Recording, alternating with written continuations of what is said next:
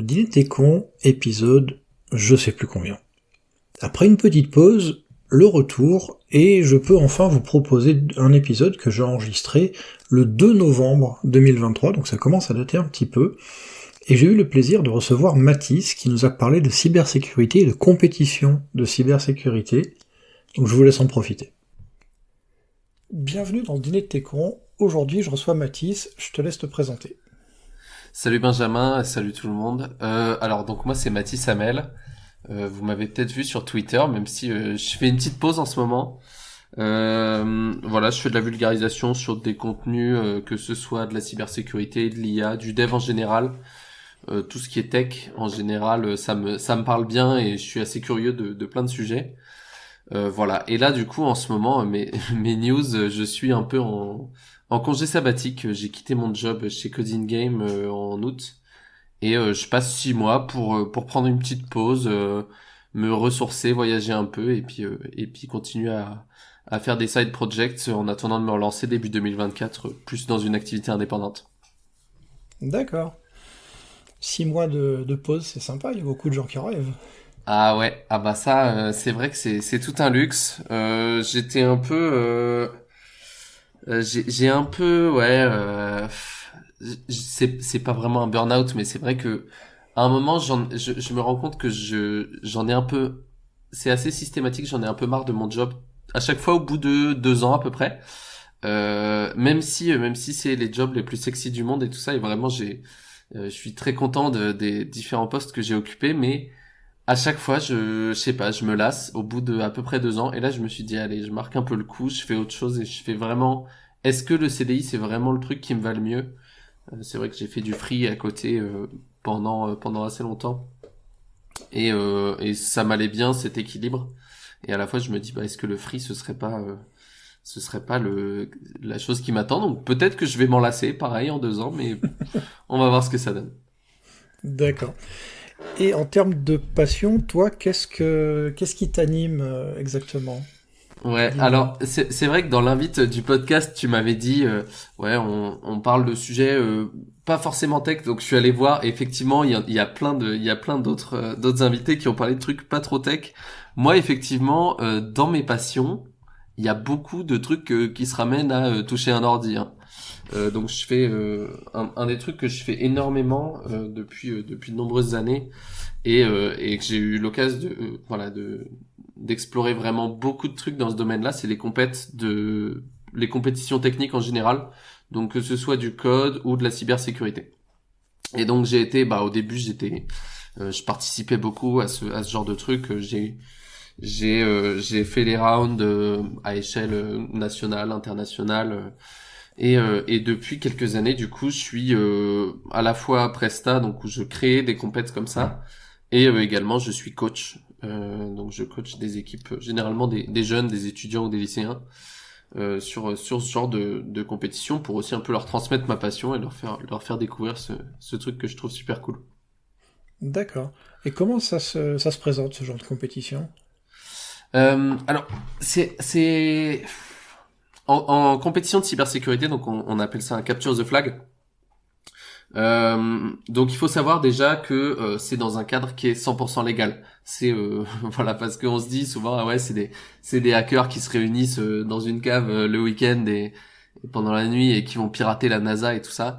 Non non, c'est des compètes qui sont souvent organisées par des associations ou d'autres équipes.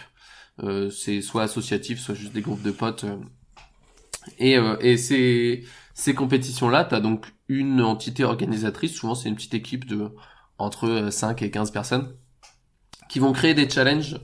Donc typiquement, le plus classique, ça va être des sites web, mais ça peut être aussi des programmes, ça peut être des protocoles cryptographiques, ça peut être plein de choses sur lesquelles en fait il va falloir trouver une vulnérabilité et l'exploiter, et donc mettre en œuvre une attaque pour récupérer un secret auquel on serait pas censé avoir accès en temps normal s'il n'y avait pas la vulnérabilité.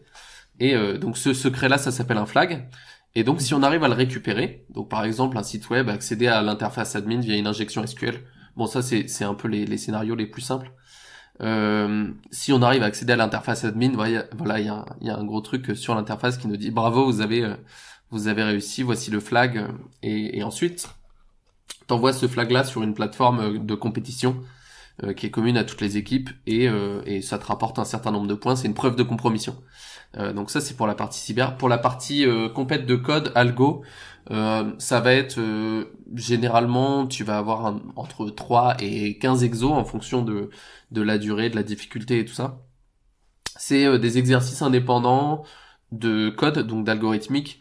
Un exo très classique que je reprends souvent, c'est on te donne au format texte le plan d'un labyrinthe, Mhm. et tu dois coder un algorithme qui doit résoudre en moins de 3 secondes ce labyrinthe, donc donner un chemin du départ à l'arrivée. Et voilà. Et donc ça, t'as toujours, donc on te décrit de manière très formelle les entrées de ton programme. On te décrit de manière très formelle qu'est-ce qu'on attend en sortie. Et c'est à toi de coder l'algo entre deux.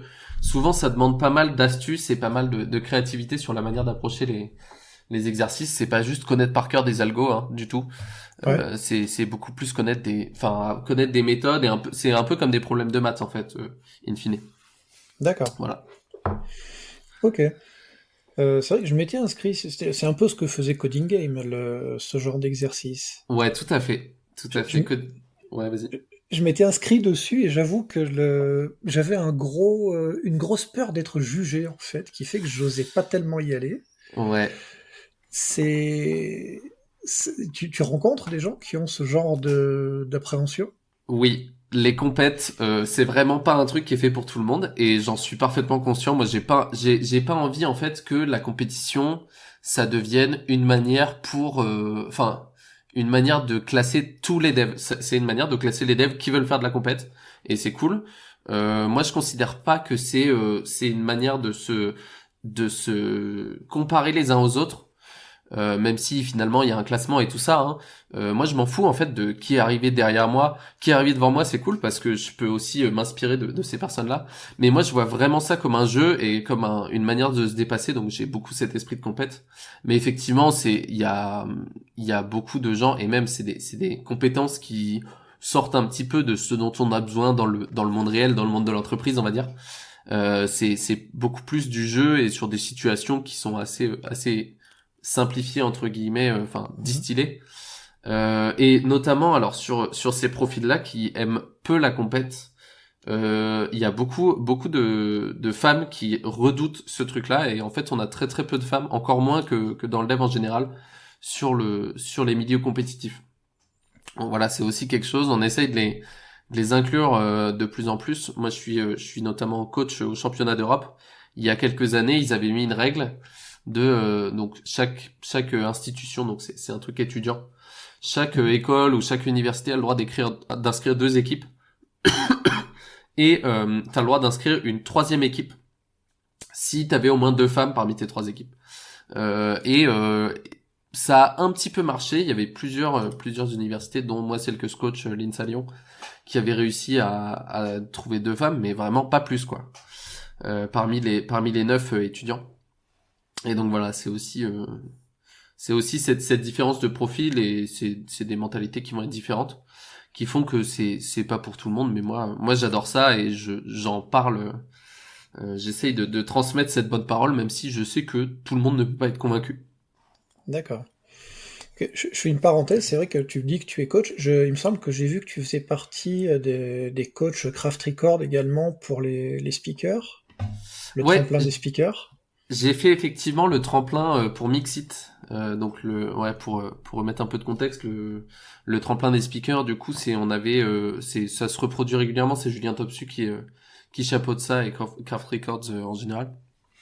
On prend 6 speakers novices, speakers et speakeuses, hein, qui ont jamais donné de conférence tech, mais qui ont envie de se lancer, et donc on met en face 6 coachs qui vont derrière leur donner un peu les billes pour apprendre à donner une bonne conférence. Et à la fin, il y a toujours, je crois, 1, 2 ou 3 places qui sont réservées pour un event.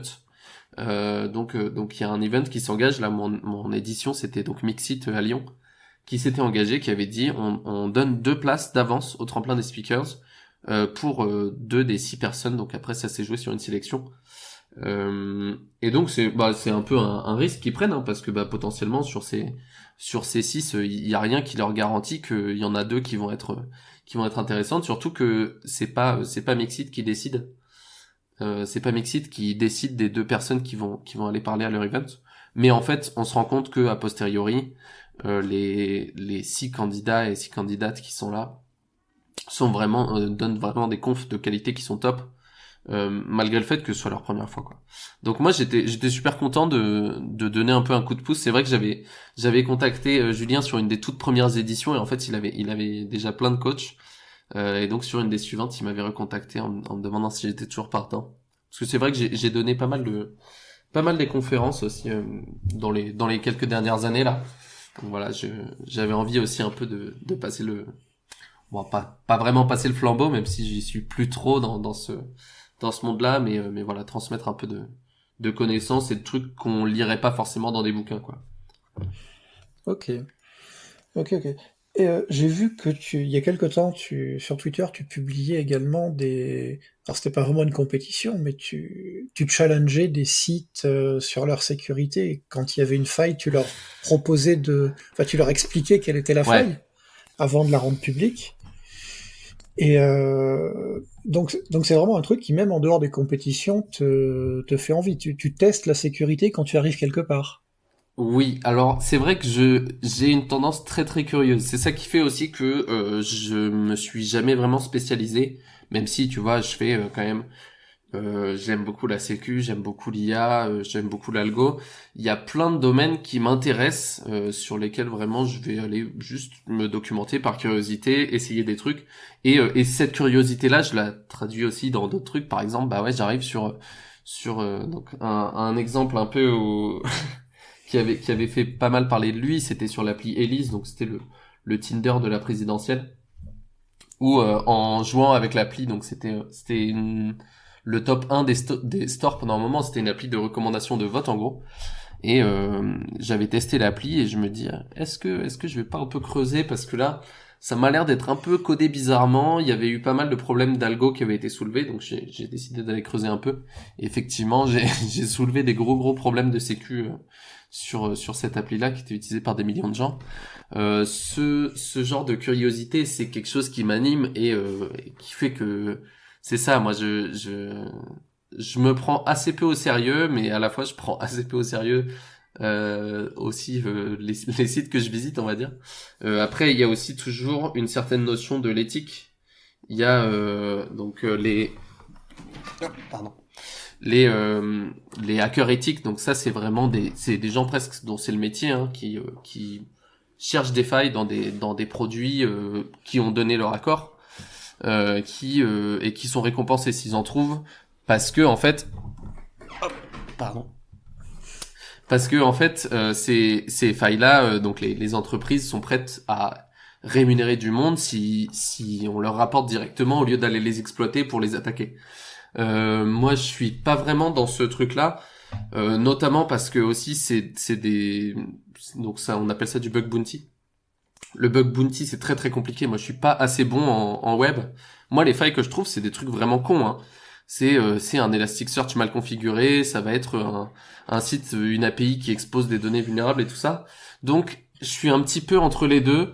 Donc, c'est pas non plus du black hat. Je pense pas non plus que ce soit du grey hat, même si, au sens strict, c'est pas 100% légal. Donc ça, il y a aussi des mises en garde à faire.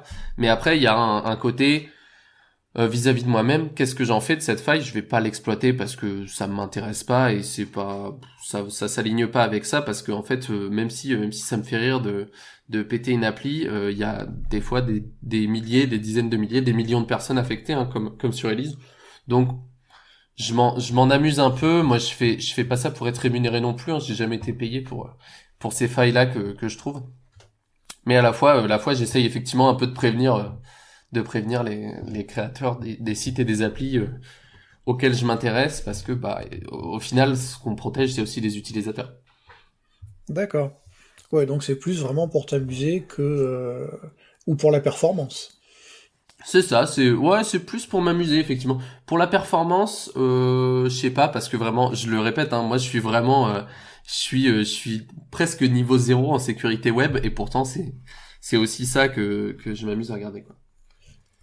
Après, c'est peut-être le domaine, alors, sans être méchant, mais le plus facile, parce que on a des gens qui vont publier des sites web à peu près sans forcément faire attention à ce qu'ils font, sans faire attention à la sécurité, et qui vont y aller en se disant «Oh, c'est bien, tout le monde le fait, je peux le faire». Ouais, exactement. T'as ça. Moi, c'est vrai que mes domaines en cyber, c'est plutôt la cryptographie et la rétro-ingénierie. Donc ça, mes cibles derrière, ça va être soit des protocoles cryptographiques ou des implémentations de protocoles cryptographiques. Ça, il faut se lever de bonne heure pour trouver des trucs. J'ai déjà soulevé quelques petits soucis. Il y avait notamment sur les signatures du pass sanitaire des petits soucis de privacy, mais c'est jamais des trucs très gros et très compréhensibles pour le grand public. Donc c'est vrai que moi, quand je m'ennuie un peu et que je vais voilà sur des sites qui me semblent pas très bien codés, c'est plus facile de faire clic droit inspecter l'élément plutôt que de sortir tout mon arsenal de décompilation et tout ça pour aller péter des applis qui sont généralement mieux codées sur mes vrais domaines de compétences, quoi. D'accord. Justement, ton arsenal, bon, je me doute qu'il y a la touche F12 sur le clavier dans le navigateur qui déjà t'aide pas mal, mais après, tu travailles avec quoi à peu près? Enfin, est-ce qu'il y a Ouais. quelque Alors moi, chose de... Oui, j'ai vas-y. un outil dans à peu près tout ce que je fais dans la vie, j'ai un outil qui me sert dans 99% des projets. Et dans ces 99% de projets-là, il supporte 90% du travail. Donc vraiment, c'est mon plus gros, ma botte secrète, c'est Python. Voilà, je fais quasiment tout avec Python parce qu'en fait, c'est un langage qui est super versatile. On peut faire plein de trucs. Et je m'en sers bah voilà pour faire un peu d'audit web. Alors il y a toujours quelle que soit l'utilisation que j'en fasse, il y aura toujours un outil spécialisé qui le fera mieux. Mais le fait est que moi comme ça j'aime bien aussi maîtriser et comprendre ce que je fais parce qu'il y a un truc en sécu et ça commence à arriver aussi avec ChatGPT et autres dans le dev, c'est qu'il y a des outils qui permettent de faire très très bien et beaucoup mieux que les humains et beaucoup plus rapidement surtout. Mais derrière, en fait, tu vas juste te baser sur un outil et le jour où ce que tu dois faire, c'est un tout petit peu différent et ça sort un tout petit peu du cadre de ce que c'est faire ton outil, et bah tu sauras pas faire parce que tu comprends pas comment il fonctionne. Et du coup, moi j'aime bien prendre ce truc-là un peu vraiment au pied de la lettre, à me dire je vais vraiment tout presque recoder from scratch quoi. À chaque fois et bon des fois c'est pas vraiment utile, souvent même je recode des trucs que j'ai déjà codés 2 mois plus tôt alors que je pourrais juste chercher le bon petit fichier, mais voilà ça fait aussi un peu d'exercice, ça me fait comme mes gammes au piano quoi. D'accord. Est-ce que tu as une checklist des choses à vérifier? C'est-à-dire, est-ce que tu passes toujours par le même chemin quand tu attaques un problème? C'est je vais vérifier ça, puis je vais vérifier ça, ou alors est-ce que tu y vas un petit peu au feeling? Non, j'y vais beaucoup à l'intuition. Ce qui m'a déjà posé pas mal de problèmes, surtout en compète où j'identifie dès la première, on va dire la première interaction avec un challenge, on va dire, j'identifie plein de pistes potentielles. Je vais en explorer 2 ou 3 qui sont très prometteuses. Hop, je vais aller vraiment au bout et puis je me retrouve coincé. Je me dis ah bah merde, je sais pas faire. Et en fait, bah j'oublie que j'avais eu d'autres intuitions et tout ça. Donc je suis peu méthodique. Généralement, cette intuition, elle paye parce que du coup, ça me permet d'aller beaucoup plus vite.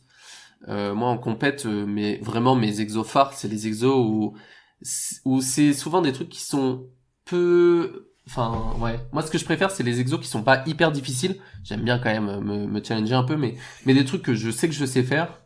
Et le but, c'est de les faire vite, quoi. Et ça vraiment, c'est mon truc et c'est vraiment ma spécialité. D'accord, c'est plus la vitesse que la performance pure.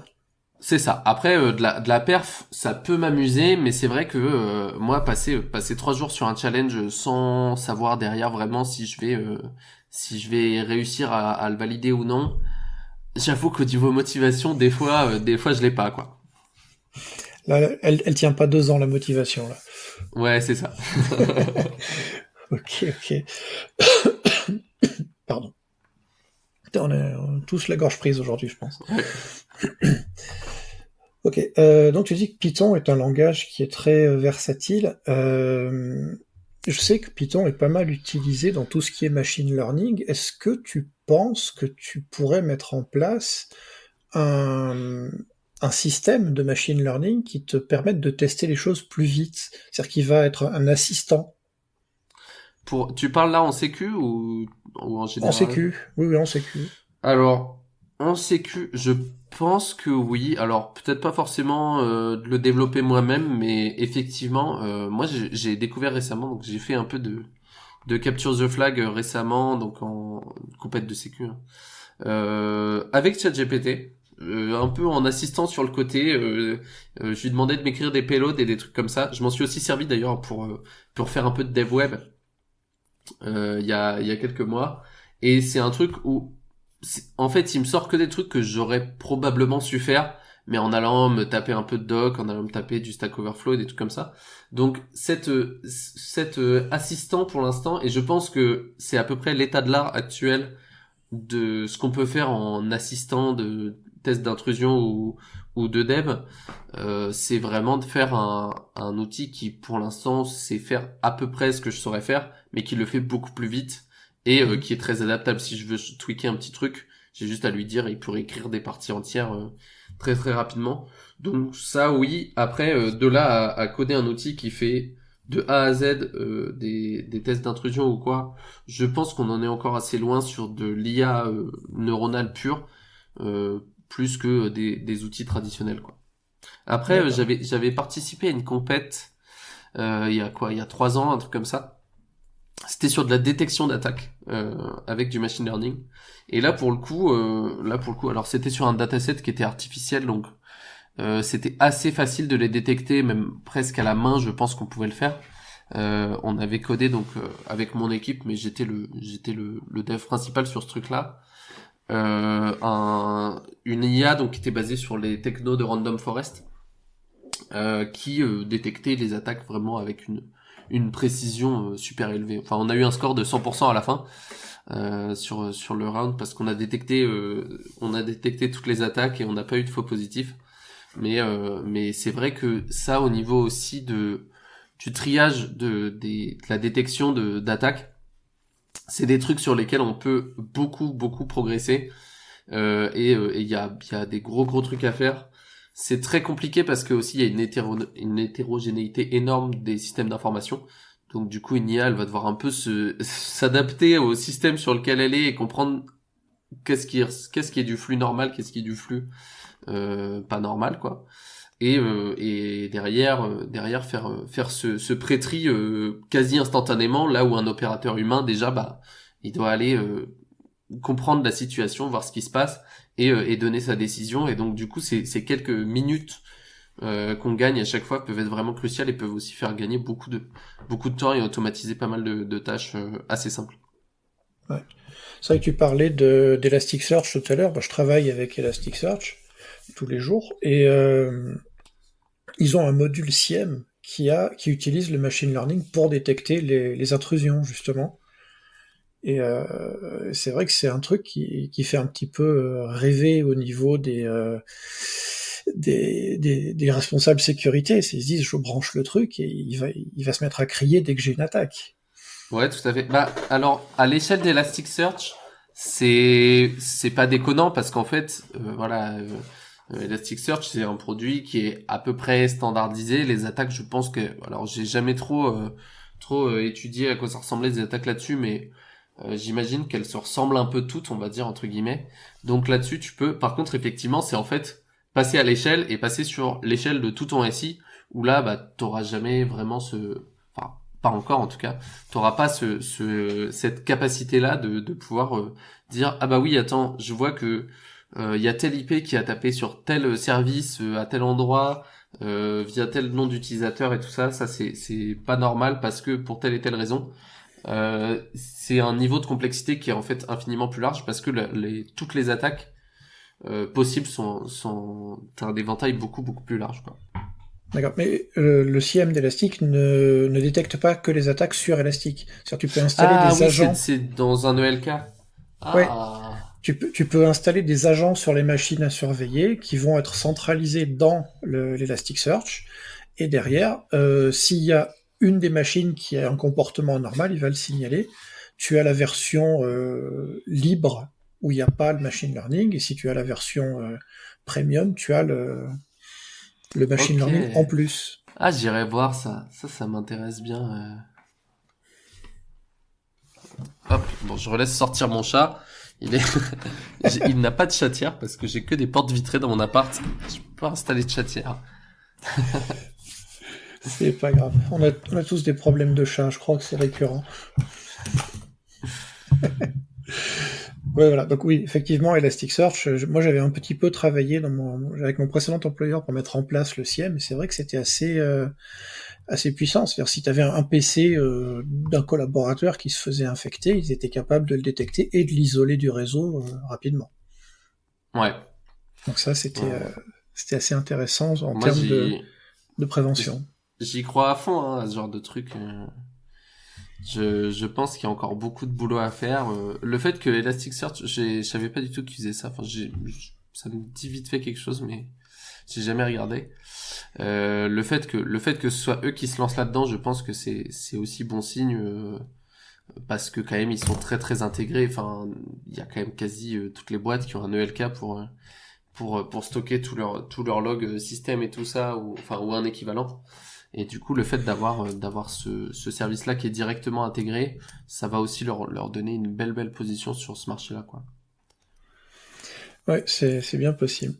Si on revenait sur les compétitions de code, est-ce que c'est du pur algo ou est-ce que c'est un mix algo-langage? Ça dépend. J'ai envie de dire que c'est quand même beaucoup plus orienté algo que langage. T'as certaines différences entre les langages. Généralement, en fait, les plateformes, elles vont accepter à peu près n'importe quel langage. Alors, enfin, je dis n'importe quel langage, ça va dépendre de la plateforme, mais typiquement sur Coding Game, on avait une trentaine de langages et la liste, elle grandit assez régulièrement. En fait, l'énoncé, c'est le même pour tout le monde, et après, tu choisis le langage dans lequel tu réponds, parce qu'en fait, les données d'entrée, tu les prends sur le std in, tu balances ta sortie sur le std out. Tous les langages savent faire ça. Et après, du coup, tu vas avoir par contre la différence au niveau de la performance. Typiquement, moi, je suis un joueur Python. C'est les joueurs du coup en algo qui, on va dire, qui sont arrivés sur la scène compétitive un peu plus récemment. Moi, j'en fais depuis 2013 en gros de l'algo compétitive. Et avant, c'était que du C++, même au championnat d'Europe. Hein, les championnats d'Europe, ça existe depuis 95 en Europe du Sud-Ouest. L'arrivée de Python, c'est 2017, je crois. Ouais, c'est ça. C'est la dernière édition que j'ai joué en tant que participant. C'était la première fois où on avait le droit au Python, parce que ça commençait à arriver. Avant, t'avais le droit à 3 langages. Maintenant, ils en acceptent pas loin d'une dizaine. Donc ça s'étend aussi là-dessus. C'est vrai que t'as toujours un peu cette question de perf parce que on te dit, bah, ton algo, il a 3 secondes pour envoyer la bonne solution.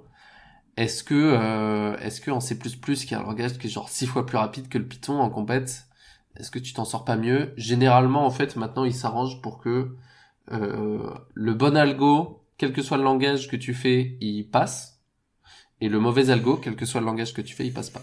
Des fois, t'as un peu un overlap si une bonne optimisation te permet d'avoir un speed-up de 3 ou 4 fois. Parce que du coup, si tu fais un mauvais programme en C++, il peut être potentiellement un peu plus rapide qu'un bon programme en Python. Mais généralement, de toute façon, en algo, en fait, tu vas passer sur un facteur, typiquement, tu vois, la complexité attendue, c'est O de n, et toi, tu balances un O de n carré. Ton algo, il va pas passer de 1 seconde à 10 secondes, il va passer de 1 seconde à 5 siècles de temps de run. Donc, généralement, ça va. On s'en sort pour mettre des time limits qui sont bonnes pour tous les langages. Mais des fois, on a des bonnes surprises. Typiquement, C++, moi, j'ai déjà écrit des j'ai déjà écrit des exos pour lesquels des mauvais algos en C++ ne devraient absolument pas passer. Et en fait, le compilo de C++, il fait des miracles et il t'optimise à fond les opérations.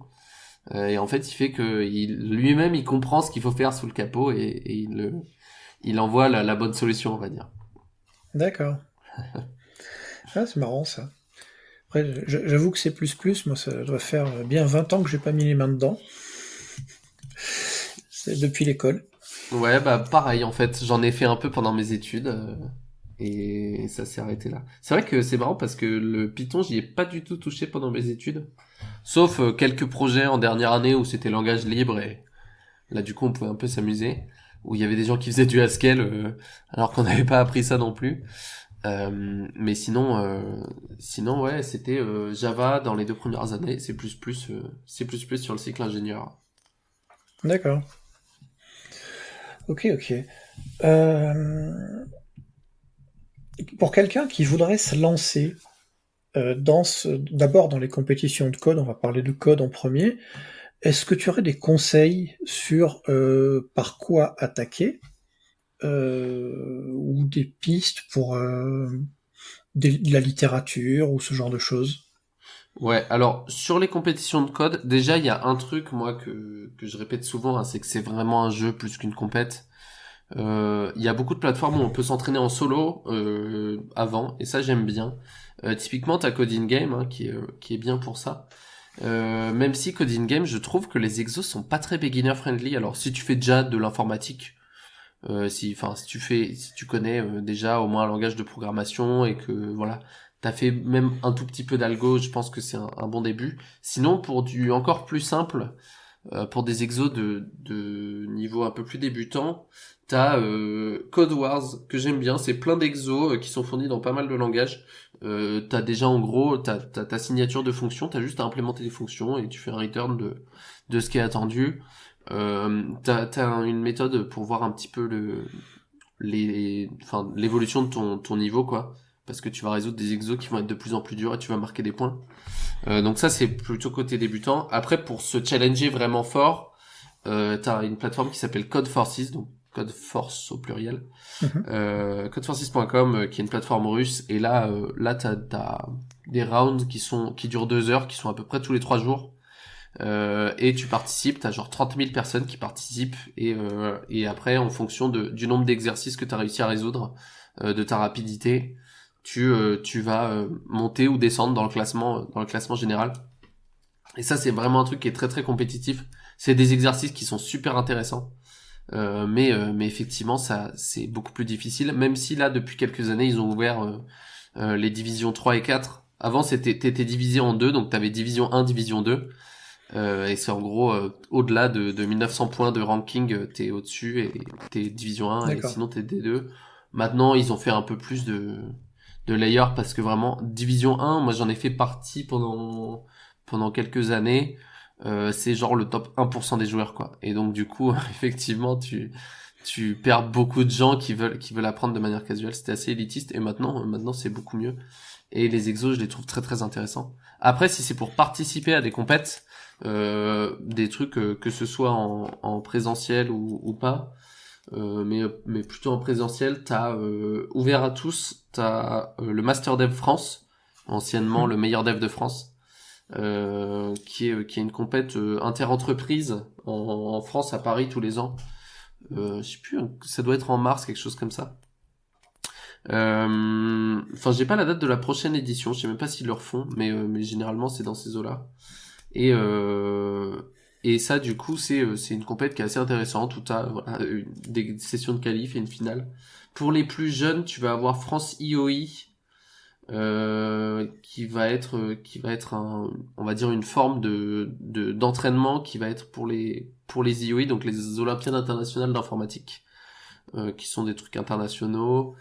Pour les jeunes aussi, je crois que c'est Concours Castor qui est vraiment cool parce qu'en fait c'est pas du tout de programmation, mais ça te fait travailler des notions qu'on retrouverait en algorithmique. Typiquement, sans te dire exactement équilibre un arbre binaire de recherche ou quoi, ils vont te poser une espèce d'énigme qui est très interactive, hein, c'est un truc qui se joue sur ordi. Ils vont te poser une énigme où en fait tu vas faire ça naturellement et donc ça te donne plein de petites bases en algo. Donc ça c'est super pour les jeunes. Ou pour les moins jeunes, hein, moi je m'amuse encore à faire ces trucs-là, j'essaie de les faire le plus vite possible. Et franchement, c'est pas toujours simple de faire 100% sur les exos. Après, pour niveau lycée, du coup, pour là où tu commences à un peu savoir coder, surtout maintenant avec les NSI, t'as Prologin qui est une compète en France où t'as pareil une session de qualif en deuxième moitié d'année. Bah là, je pense que la session est ouverte jusque tout début janvier. où t'as genre 5 exercices. Et ensuite, t'as une demi-finale qui c'est sur plusieurs week-ends, plusieurs sessions en France, un peu partout, donc pour que les jeunes puissent aller dans le centre d'examen, on va dire, le plus proche de chez eux et à l'horaire qui les arrange. Et après, t'as une finale nationale avec 100 lycéens tous les ans, et qui est vraiment cool. T'as une super ambiance et tu rencontres du monde. Moi, quand je suis allé j'ai fait Prologin une seule fois en finale. Quand je suis allé à cette finale-là, je connaissais un seul gars, c'était un gars de ma promo en école d'ingé, parce que tu peux aussi jouer jusqu'en début d'école d'ingé. Et maintenant, en fait, je me rends compte que si je regarde la photo aujourd'hui, sur les 100 finalistes, j'en connais peut-être 30, quoi. Vraiment, D'accord. c'est aussi un petit monde, et c'est super, c'est une communauté qui est super ouverte et accueillante. C'est très peu compétitif, mauvais esprit et tout ça. On est vraiment, moi j'ai vraiment plein de potes qui viennent de ce monde-là, et quand on fait des compètes, on se tire un peu la bourre et voilà, mais on se félicite plus facilement qu'on se trash talk, Ouais. même si c'est toujours assez ludique. Donc voilà, Il y a, il y a un peu du, tout ça. il y Ah a oui, du fair play. ouais. Et du coup, pour juste finir ma boucle, pour du coup des niveaux plus étudiants, donc t'as Prologin pour les plus jeunes.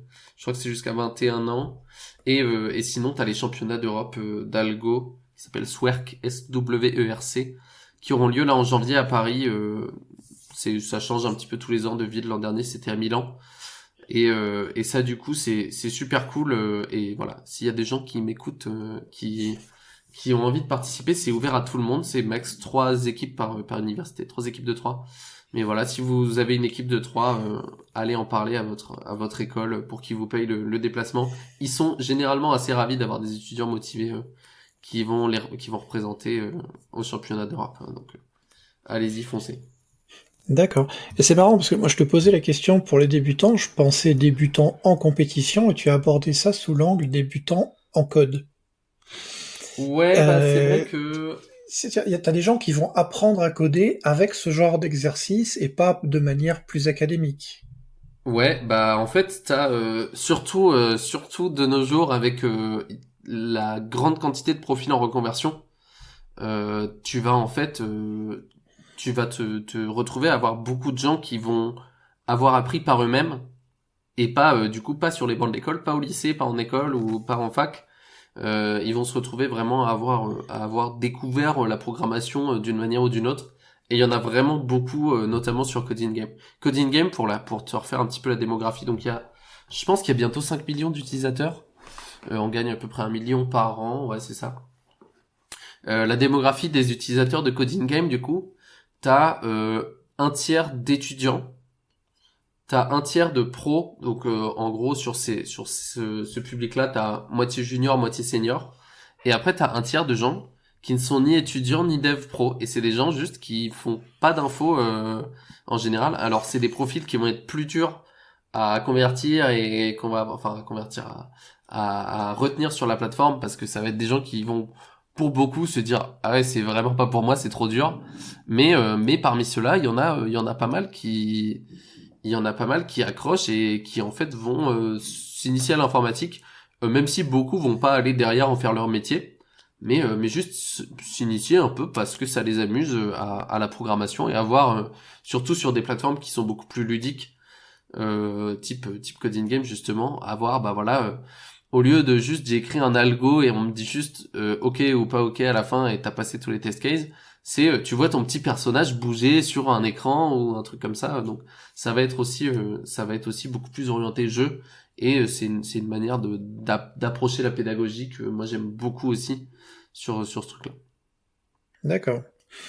C'est une question qui peut paraître sensible. Est-ce que tu penses, enfin, tu as peut-être des chiffres derrière, que les personnes qui ont été formées de manière académique seront forcément meilleures que celles qui seront arrivées là en dilettante?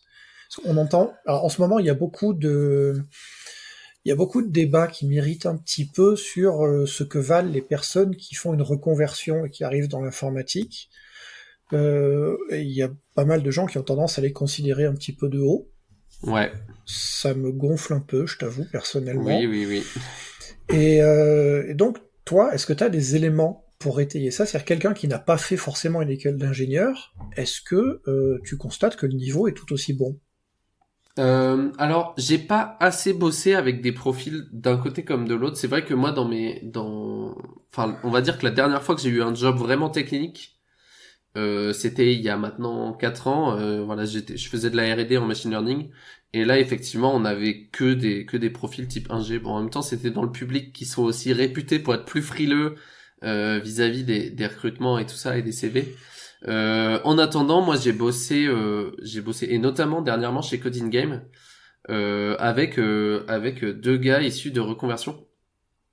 Un qui était jusqu'à avant le Covid, qui était pianiste pro, qui avait jamais codé avant et qui s'est dit ok, je vais m'y intéresser, et qui en 6 mois formation, je sais plus ce que c'était exactement, c'était une formation sponsorisée par Pôle Emploi, enfin en gros d'apprentissage accéléré. Ce mec est devenu vraiment un gars très très fort en dev en à peine 6 mois. Alors effectivement, on me demande aussi souvent mon avis sur des trucs type des bootcamps type le wagon, les trucs comme ça qui disent bah on vous apprend le métier de dev ou le métier de data scientist en 4 semaines ou quelque chose comme ça. Ça effectivement, j'ai tendance à être un peu plus frileux vis-à-vis de ça, parce qu'à mon sens, tu peux pas. Déjà en fait, j'ai fait une école d'ingé moi en 5 ans, tu peux pas apprendre le dev en 5 ans. Donc en 5 semaines, je pense que c'est complètement illusoire. Après, de toute façon, en fait, t'apprends sur le tas. Donc c'est aussi à quel point l'entreprise derrière est prête à mettre les moyens pour former aussi ces juniors, ces profils très très juniors qui vont arriver. Il y a des très bons profils qui arrivent à en sortir, surtout si tu fais un cursus qui est assez focalisé, typiquement sur du dev web, où tu vas apprendre vraiment tu vas enseigner vraiment les bases des bases, plus que voilà un cursus ingé où moi pendant 2 ans j'ai fait de la thermochimie.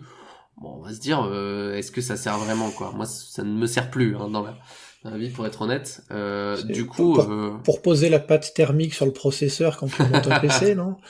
c'est ça. Bah, alors ça, c'est vrai que je pourrais décrire les équations. Hein. Je pourrais faire des modélisations d'éléments finis pour décrire le réchauffement bien du processeur. Mais bon, au-delà de ça, c'est pas ça qui va faire de moi un bon dev ou quelque chose comme ça. Donc, réponse assez mitigée, hein, mais je pense qu'effectivement, il y a du bon des deux côtés. D'accord. Donc ouais, il faut arrêter de se cacher derrière son diplôme en méprisant ceux qui ont un Oui. diplôme un peu Alors trop. ça, oui, le gatekeeping dans l'informatique est quelque chose qui m'énerve au plus haut point. Alors, moi, ça m'arrange, je suis pas ingénieur, j'ai qu'un BTS, mais bon, en même temps. Oui, non mais c'est ça, en info, c'est quand même énormément l'expérience qui qui définit qui tu es, et ce que tu Ouais, fais et ce que tu sais faire, quoi. ok. Et pour quelqu'un qui voudrait attaquer la compétition côté cybersécurité, c'est aussi simple que ça a l'air de l'être quand tu le décris pour le code, ou c'est un peu plus touchy? Je pense que c'est tout aussi simple. Il y a des plateformes, pareil. Alors en France, on a RootMe, qui est une plateforme qui fait ça. Donc Root, ROOT-ME.org, qui a plein de petits challenges dans plein de catégories.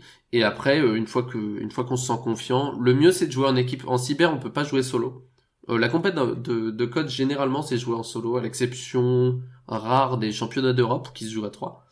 Euh, le code, ça se joue donc le code, ça se joue plutôt en solo. La cyber, c'est vraiment en équipe, parce que tu peux pas avoir quelqu'un qui est bon dans tout. Voilà, moi je te disais, tu vois, je suis bon plutôt en crypto, plutôt en reverse. Mais dans l'équipe, moi j'ai besoin d'être entouré de quelqu'un qui sait faire d'exploitation de binaire, quelqu'un qui sait faire du web, de l'investigation numérique, donc forensique et tout ça. Donc c'est bien de se trouver une équipe de gens un peu motivés qui veulent s'y mettre. Il y a pas mal de serveurs Discord, et même de manière assez naturelle, on peut se former un petit groupe qui va jouer 1 ou 2 fois, et puis après de plus en plus sur des events. Et pour ça, donc pour trouver des vrais compètes entre guillemets, plus que ces sites d'entraînement, il y a un site qui est très très bien qui s'appelle ctftime.org, qui est un agrégateur d'événements, et tous les CTF quasiment s'inscrivent sur cette plateforme là, parce que c'est là qu'on va tous voir pour aller voir quels sont les prochains events, quoi. Par contre, effectivement, côté cyber, J'ai envie de dire, il y a un truc sur lequel c'est plus touchy quand même, c'est vis-à-vis de des compétences que tu acquiers et de comment tu t'en sers. Parce que finalement, ça va être aussi beaucoup de jeunes, hein, beaucoup de jeunes et très jeunes. Tu vas leur mettre des outils entre les mains et des compétences dans la tête qu'ils vont pouvoir utiliser pour faire beaucoup de choses.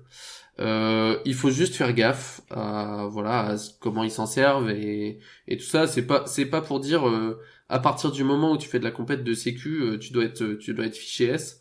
Mais c'est juste faut retenir que c'est pour s'amuser et voilà. Et moi je suis aussi content d'avoir découvert ça, on va dire plus âgé, parce que l'informatique je m'y intéresse depuis que je suis très jeune, mais la cyber j'en fais depuis j'ai peut-être 15 ou 16 ans. Et voilà, mes compétences, elles seraient applicables pour faire des trucs un peu craignos, on va dire depuis que je suis majeur. Donc j'ai eu la chance d'acquérir cette sagesse relative entre-temps, mais effectivement, des jeunes, ça peut, voilà, juste un peu pour le l'excitation du truc peuvent se retrouver à faire des conneries, et j'en connais plusieurs qui ont été virés de lycée ou même de l'école d'ingé que j'ai faite parce qu'ils ont trouvé des failles et qui sont un peu fait les cow-boys dessus. Donc t'as aussi ce truc là, mais c'est une discipline qui reste super intéressante, super valorisée si tu sais t'en servir et si tu sais te vendre, et donc voilà, c'est un truc aussi que je recommande à fond, quoi. Ok. Après, c'est vrai qu'il y a un côté glamour dans la pop culture du hacker. Le mec, alors, le truc typique, c'est il a hacké la NASA, ouais, super. Ou celui qui va pirater son opérateur téléphonique pour plus payer ses factures. Enfin, il y a combien de films où on voit ce genre de truc?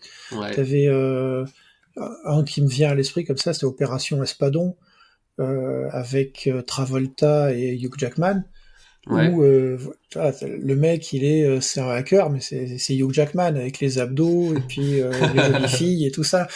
Et il suffit qu'il regarde l'ordinateur pour que tous les firewalls tombent. Ouais. C'est T'as beaucoup de ça, ouais. Mais récemment aussi, j'avais regardé Le Bureau des légendes, où donc cette série qui parle de la DGSE et de ses opérations, voilà, avec plein de trucs. Côté cyber, donc les saisons 3 et 4, là, les quelques dernières saisons, sont très orientées là-dessus. Et moi, ça m'a énervé. Cette série, je l'aime beaucoup, mais à chaque fois que ça parle de tech, c'est vraiment, ça tombe à côté, quoi. Ils font, enfin, voilà, c'est très version romancée et tout ça. La sécu, ça reste un domaine qui peut être pas très compliqué et même pas très compliqué à comprendre, mais qui est en fait trop fantaisiste dans ce qu'on a de l'imaginaire commun. Et on entend aussi un truc, moi, qui me rend fou, euh, c'est quand on voit un petit jeune. Là, typiquement, je l'ai vu cette semaine, un jeune qui fait un gros coup d'éclat là. Donc c'était un mec qui s'appelait Frenchy sur le dark web, qui est un gars qui, en gros, il vendait un malware. Il vendait un malware, et c'était un malware qui était vraiment très très bon. Donc il s'est fait 500 000 balles là, en quelques années. Un gars qui a 23 ans, il a été arrêté assez récemment, et vient d'être jugé. Et tu vas dans les commentaires sur les articles ou sur les réseaux sociaux, et les gens ils disent ouais, mais t'inquiète, il va faire que 2 semaines en prison, et après il va être recruté par le gouvernement et tout. Ça, c'est des conneries, hein. Il va pas du tout rester que 2 semaines en prison. Il va faire ses 4 ans en prison comme il a été condamné, et il va jamais pouvoir être au gouvernement, hein, enfin bosser pour le gouvernement avec ça. Il y a des trucs qu'on peut faire pour se faire repérer, mais le cybercrime n'en fait pas partie. Voilà, donc faut pas penser les, ça. les captures the flag sont un bon moyen de se faire repérer. Tout à fait. Et il y a des agences du gouvernement qui en organisent pour repérer des profils. J'en ai déjà participé à un certain nombre d'entre eux, notamment donc t'as la DGA, donc Direction Générale de l'Armement, et t'as aussi la DGSE qui en a fait quelques-uns à plus petite échelle et à huis clos. Mais c'est des trucs où effectivement notamment les bras armés de la France s'intéressent beaucoup à ces profils-là, parce que aussi en fait c'est des profils qui sont passionnés. Et c'est un truc que je dis souvent, c'est que t'as pas besoin de ça sur ton CV, t'as pas besoin d'avoir fait des compètes pour avoir un très bon CV. Par contre, si tu fais des compètes et que tu te classes bien, généralement ça souligne un bon CV, ça fait vraiment un gros atout. Donc voilà, mais c'est pareil, moi je suis tout à fait en faveur de dire t'as le droit de dire que ton job c'est ton job. T'arrives au boulot à 9h, tu repars à 17h. En dehors de ça, tu ne touches pas un ordi, et il y a des devs et des gens qui font de la sécu qui sont très très bons dans ce qu'ils font sans en faire H24 comme moi je le ferais ou d'autres le feront. Ouais, c'est pas forcément une passion, t'as des gens qui sont doués, mais qui font autre chose de leur vie, qui passent pas leur vie là-dessus. T'as des cuisiniers qui passent pas leur vie à cuisiner, mais qui sont très bons, Exactement. etc. Pour clôturer la parenthèse image fantasmée, j'ai entendu parler d'une série qui, a priori, est bonne, mais je l'ai pas vue, c'est Mister Robot. Ah, j'en ai entendu parler aussi. J'ai vu Ou, quelques épisodes. voilà, ou, Effectivement, ouais. ça me semble assez réaliste de ce que j'ai entendu. Après, je suis pas très film, je suis pas très série, donc j'ai pas regardé au bout. Mais effectivement, les quelques copains qui font de la cyber activement et qui ont regardé m'ont dit que c'était bien foutu. Ouais. D'accord. Ok. Bah écoute, merci pour tous ces renseignements sur ces différentes compétitions. Est-ce que tu aurais un mot de la fin? Euh... Attends, je réfléchis.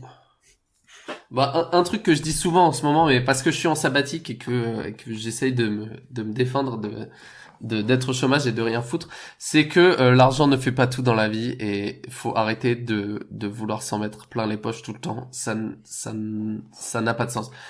De là à dire que il faut faire vœu de pauvreté et tout ça, non, mais il y a un juste milieu. Et voilà, et profitez de votre vie avant de vouloir être riche.